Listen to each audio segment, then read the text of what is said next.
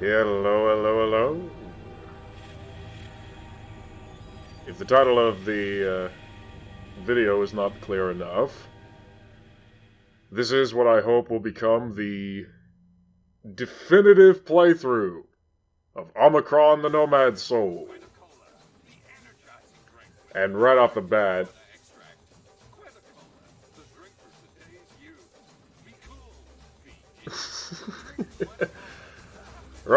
I figure we should establish what does and does not happen based on this opening cutscene here. This, for example, is an event that never occurs. You do encounter those Mega Guards, but you do not... You are never chased by them. You do encounter them on foot. And even if you want to call a specific section accurate, it does not happen in that cityscape. Strip dancing does, however, occur in the game. It's a significant plot point.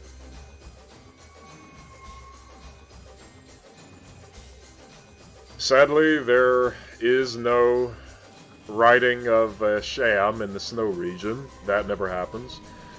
This scene never occurs.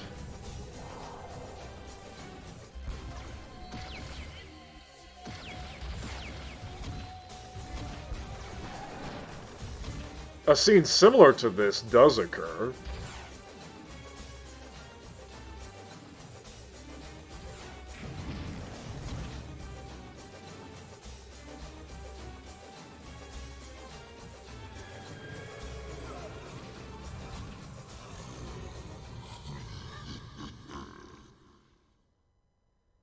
Nomad Soul. So, right off the bat, we're going to fiddle around with some game options, but the most significant thing is I will be playing this game on hard difficulty, and there's a specific intent behind that. Everyone says this game has an impossible final boss, even on easy, and I aim to show a way to completely trivialize that. The other thing I aim to show is how bad... not bad. It is bad, but I like it. The fighting engine will be exploiting a facet of that to make the game ridiculously easy. I will be letting the dialogue play out for the most part. Making comments here and there, but for the most part I'll be letting the actors speak.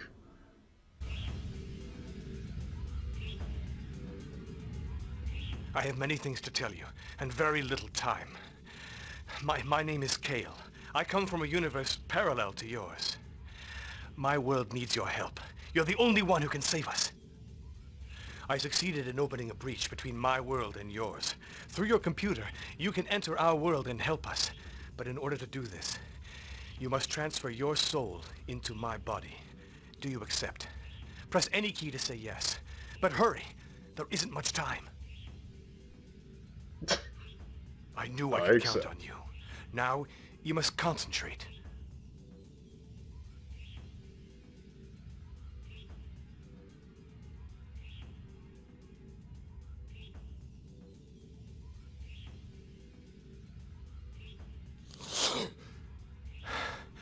You've done it.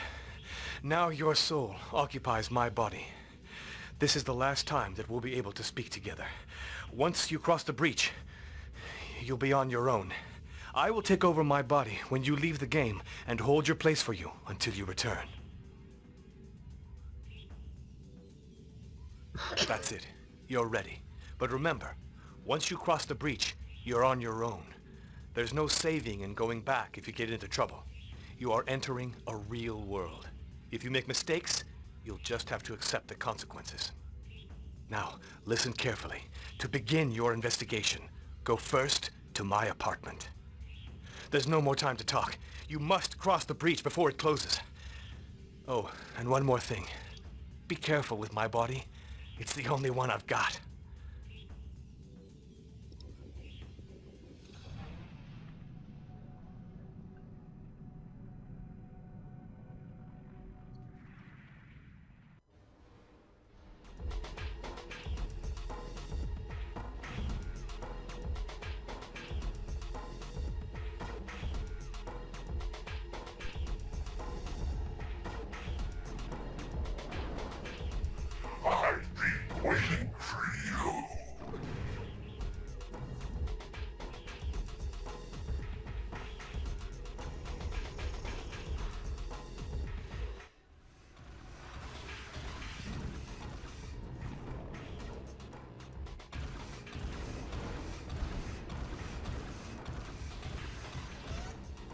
You have been the victim of a violent attack. Go home, eat, and rehydrate yourself. If you experience mental disturbances, consult a psychiatrist. The Omikron police thank you for your cooperation.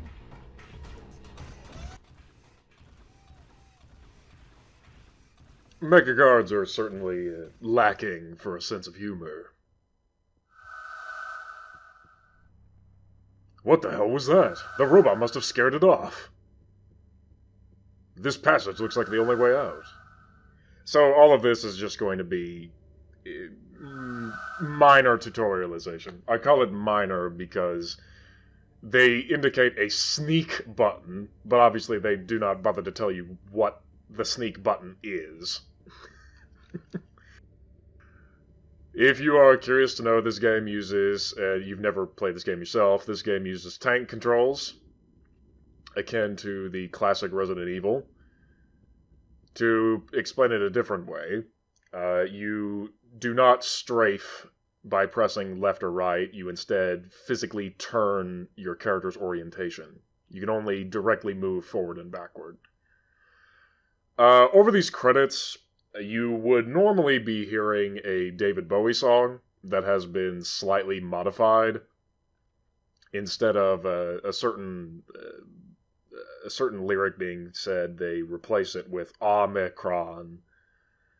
The reason why I've muted it has to do with, well, if I want this video monetized, I'd prefer it on my own terms.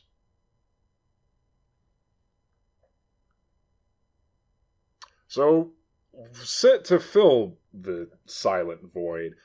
Most of this credit scene doesn't really do anything to establish the environment that is Omikron. To give a little bit of a background, because a lot of this is given through context clues, I suppose. You read about it in parse details, and you have to kind of figure it out for yourself. Omikron is a city underground. And Omikron is made up of various districts, if you will, that are separated by gates. But all of this that you're seeing is underneath the whatever planet you're on. And the brief excursions to the surface reveal a completely barren world. That's the idea. Which means, if you're an Armored Core player like me, you immediately make points of comparisons. There's a computer that controls everything called Ix, and that's kind of the same thing as the controller from Armored Core. The city being underground is not taken, but reminiscent of Armored Core. So, that was quite a trip for me.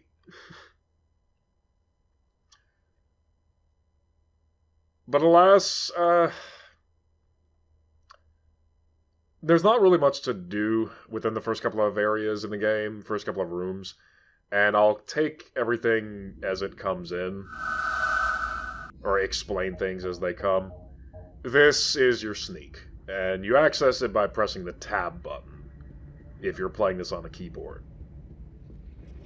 I highly recommend you play this on a keyboard, by the way, if you ever want to. The controller buttons, or if you play with a gamepad, the controller setup it has is extremely awkward.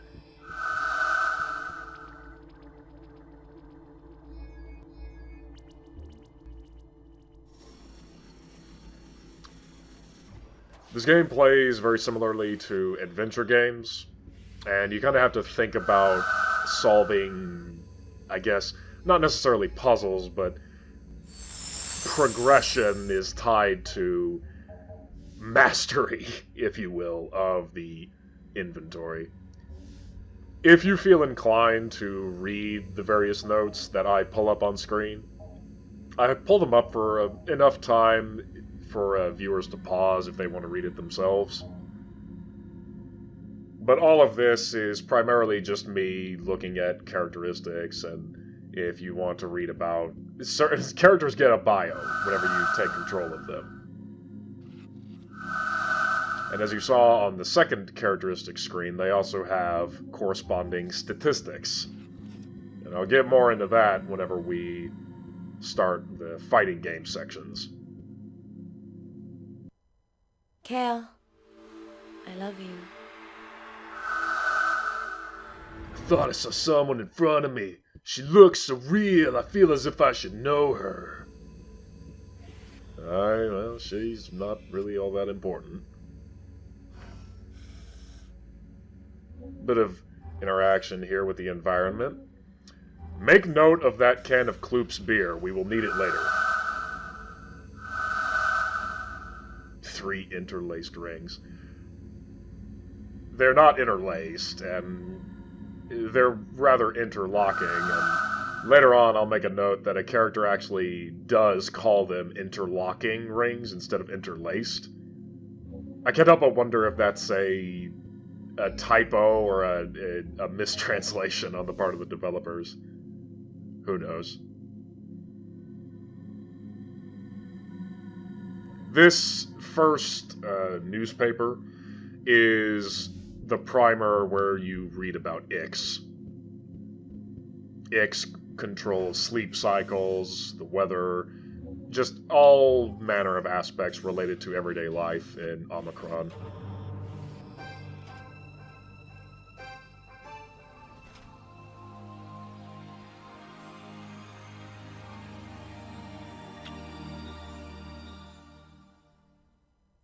Oh, Kale, I thought I'd never see you again. Where have you been? I haven't heard from you in days.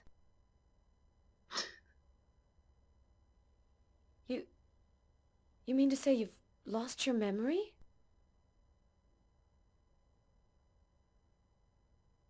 Tell me about yourself. I'm Tellus, your wife. We've been married for 3 cycles. It's funny, I feel as if something has changed in you, and as if you're not quite the same.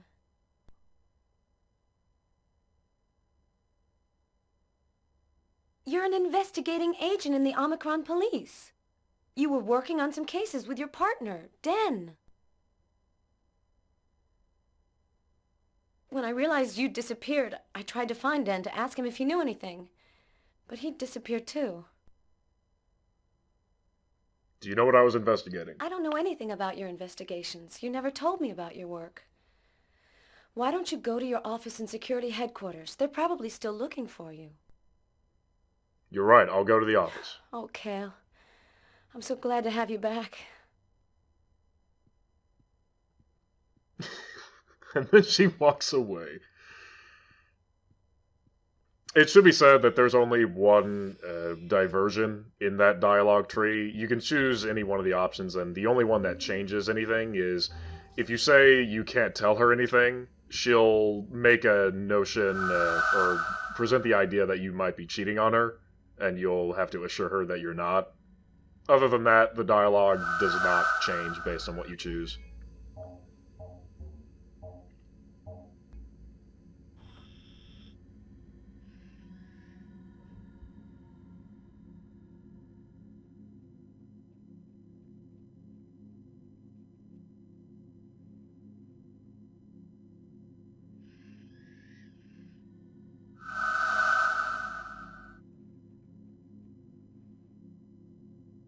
Kale must have been paranoid about something if he trained his pet lizard to fetch a key.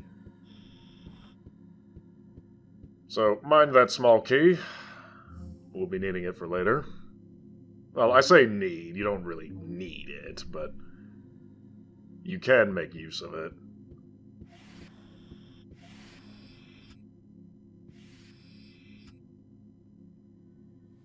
The way that I'll be playing through this game is I will be showing the methods to solve all of the relevant puzzles, as well as giving a explanation on certain things. So expect me to go relatively slowly when walking through areas.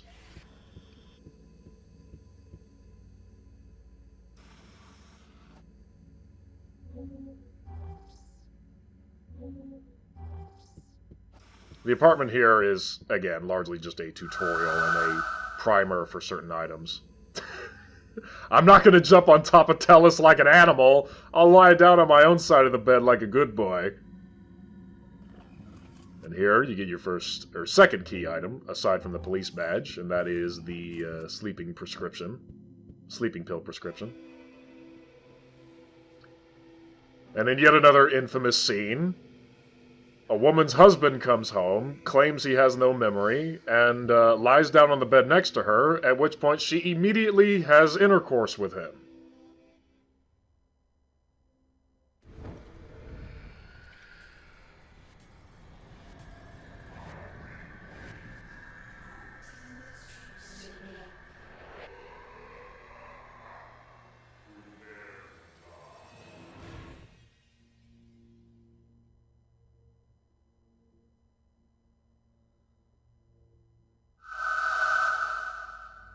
It should be said that you do not have to do that. And down at the bottom, he basically says I should go to Security HQ. It's probably a prompt for the player to stop messing around and give them some kind of direction.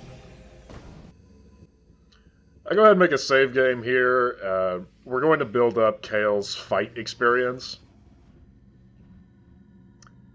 through this training center. Which leads into an explanation of the one of three primary gameplay modes. There's the adventure game, the fighting game, and the first-person shooter sections. To explain how the fighting game section works, I've had a lot of people try and compare it to various fighting games, and really the closest comparison you can make is actually to Mortal Kombat in the way it controls. You're very, very grounded, and there are no motion controls, or motions, motion prompts to do. Everything is very rote, back punch, back and kick, followed by a kick or a punch.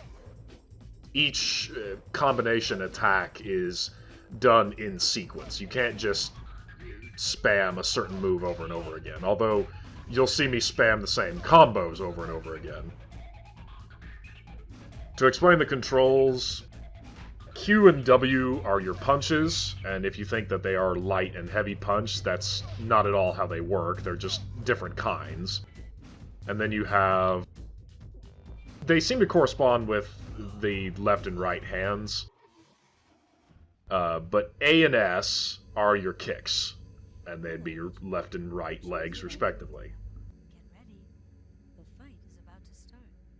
And a move you're going to see me exploit against the AI here is a kick followed by, basically an A kick followed by a S kick, or an S kick followed by an A kick.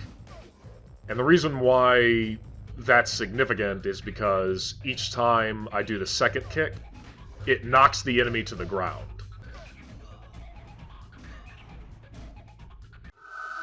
And as you can see, our fighting experience leveled up to Disciple.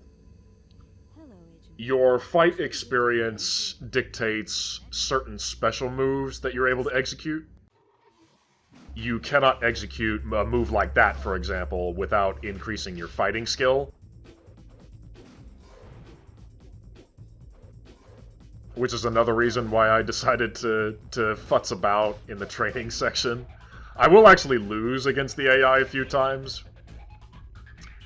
Right here, I'm trying to execute a certain move, and it's just not happening.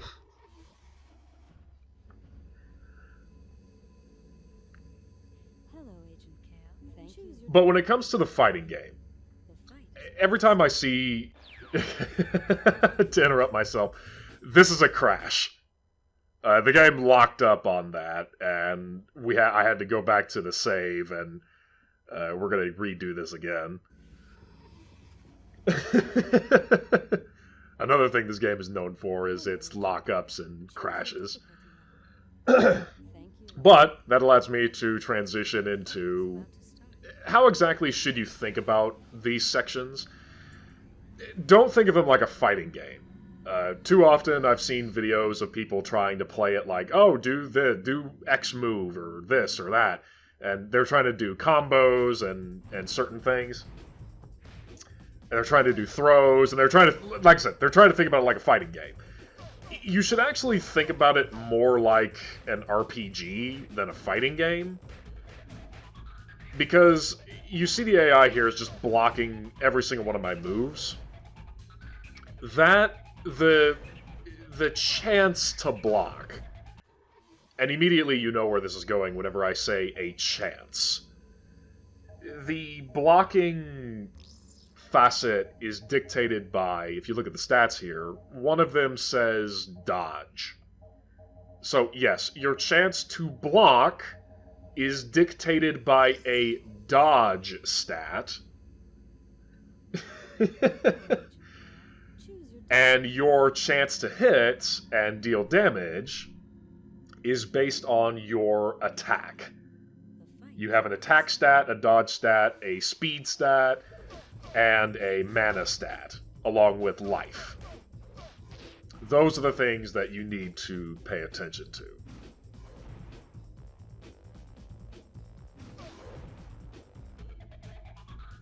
And for the most part, fights are trivialized completely by essentially just having full health, or 200 health for every single character.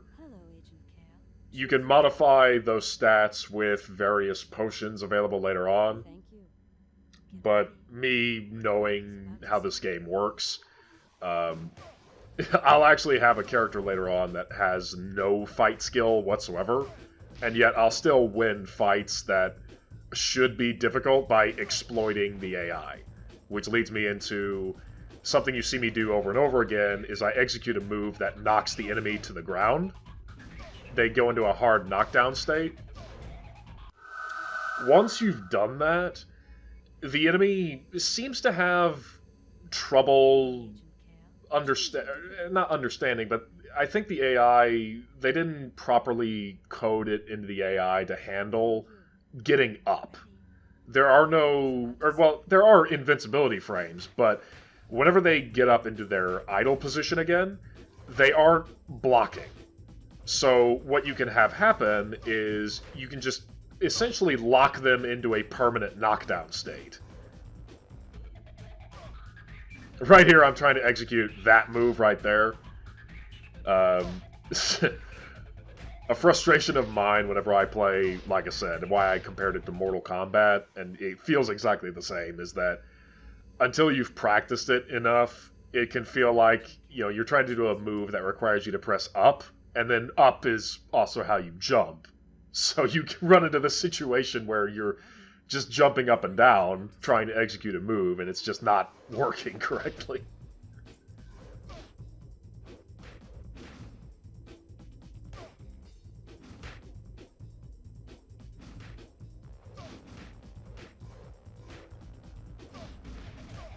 So if you're having difficulty fighting enemies in this game, and here is one of the versions of the exploit, is if you just run up to the enemy as they are getting up and execute the punch combo, the rapid punch combo, where I'm just mashing Q and W. There's no discipline methodology. I'm just mashing the two punch buttons to achieve that.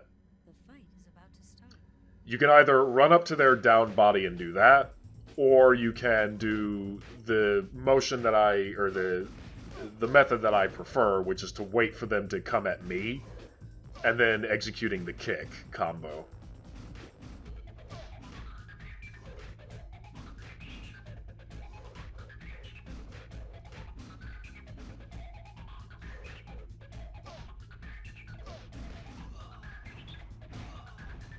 By the way, me losing here is very punctual. As you can see, my fight discipline, or my fight skill, increased despite the fact that I lost.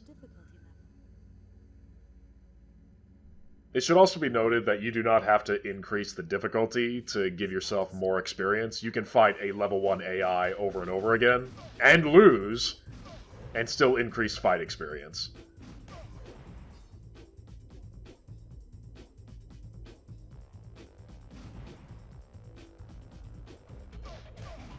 And the relevant question a lot of you may be asking is, if there's a way to exploit the AI and there's really no reason to do a lot of those special moves, why are you even bothering to do this?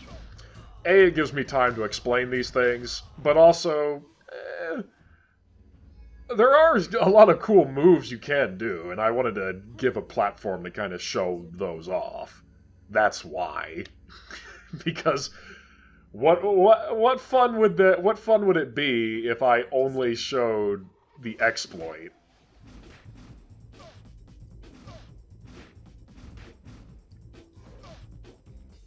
And right here, trying to execute the backhand. Unsuccessfully.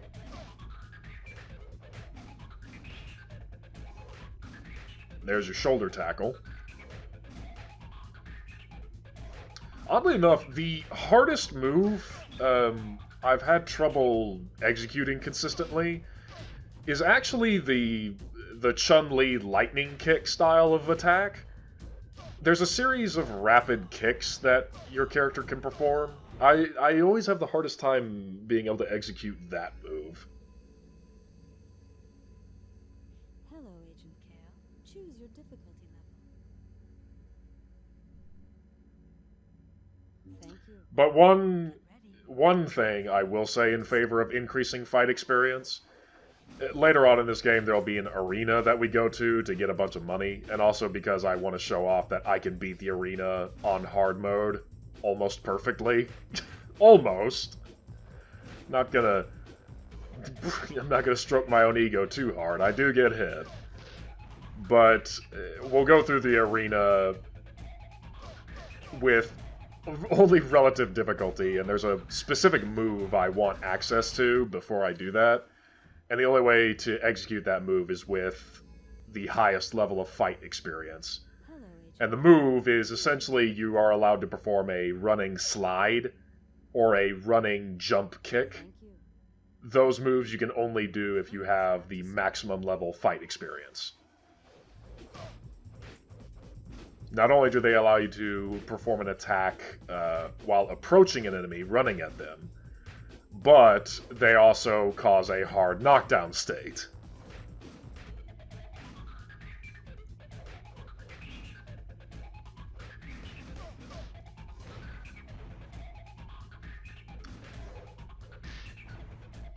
A note I need to make as well, if you're wondering about the frame rate and character animations and certain audio cues, certain lines of audio will be weird, that has to do with the way the game runs. The game is running at 60 frames per second, and there you see we've achieved the maximum level of fight skill, Grandmaster of Tar. Tar! But anyway, the game runs at 60 frames per second, and it is locked at 60. If you try to change it, the game will break. But character animations... You just got back and you're already leaving?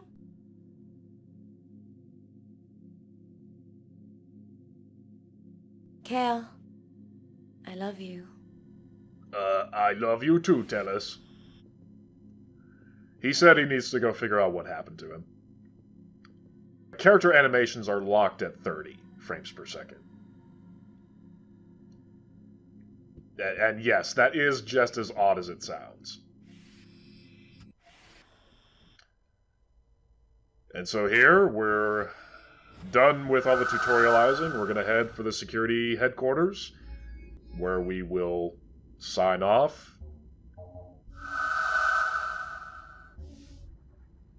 And we will be doing a lot of fun stuff, pretending to be a cop in a video game world.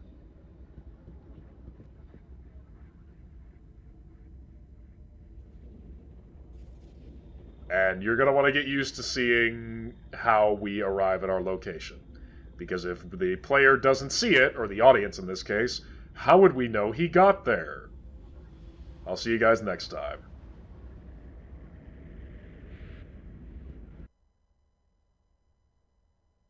Welcome in Omikron.